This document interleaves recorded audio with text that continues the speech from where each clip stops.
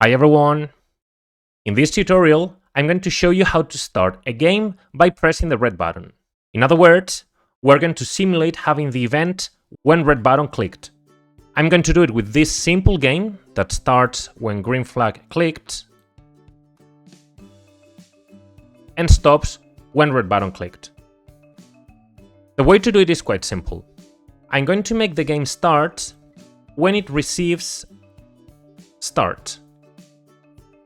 If you want to do it in a project that contains other sprites or other codes that start when green flag clicked, substitute it by when I receive start.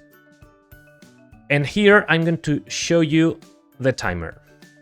The timer is something that restarts when we click on the green flag, but does not stop when we press stop. I'm going to go to control and I'm going to put a forever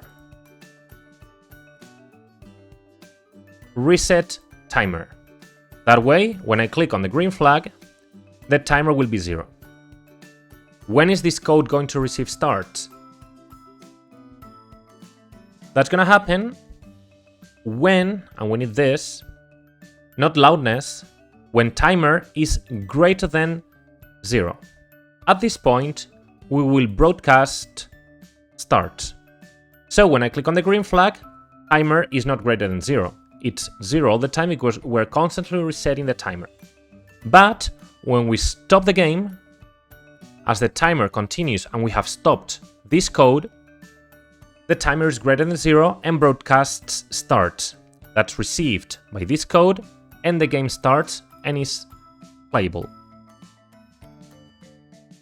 It is true that if you click on stop, now you cannot reset it anymore because the timer is not 0.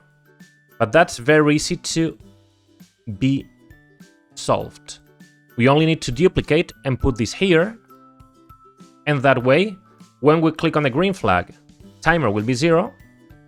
When we click here, it will start, it will broadcast start, so it will receive start and the game will start.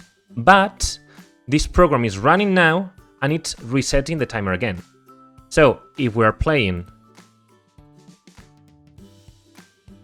and we want to reset the game, by pressing here, we'll repeat the process. And that's all, guys. This is the way to start a game by pressing stop. I hope you found it useful and I will see you in the next video. Ciao!